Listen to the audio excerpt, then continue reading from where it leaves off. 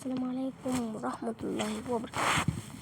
قبل حاجة من الله يكون ربنا وتعالى زر الجرس وتحط الله يكون النبي والنبي والنبي. وطبعا كل رمضان كريم، كل سنة طيبين. خلاص ساعتين والسحور يا جدعان، صلاة الفجر وهيبدأ كده رمضان. طبعا بقى عشان الوقت دوت جبتلكم في لعبة جميلة جدا، وفي رمضان ان شاء الله انزلكم فيديوهات على قد ما اقدر. طبعا انتوا عارفين اللي صعب اوي يعمل فيديوهات في رمضان، فهو يستمر يعني كلمة حلوة كده علشان تخليني استمر واعمل فيديوهات في رمضان كتير. تمام.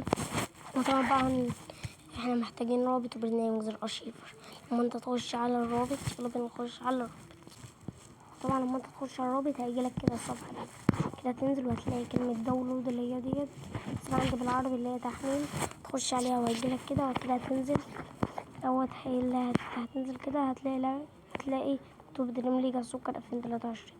كده تدوس عليها، وطبعا هيقول بليز وايت يعني انتظر من فضلك. هو كده بعد كده داونلود اللي هي ديت 491 تحمل. طبعا تعمل تنزيل كده. لما انت تخرج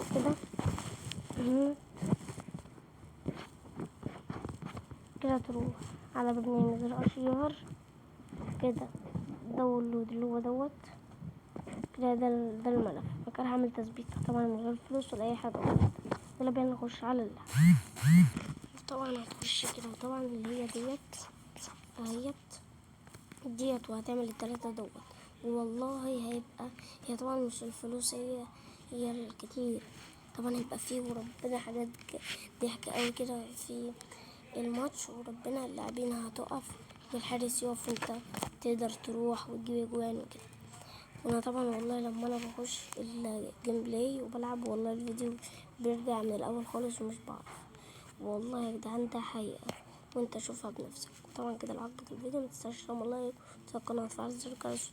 نشوفكم الفيديو الجاي، ورمضان كريم، كل سنة وانتوا طيبين. يلا سلام.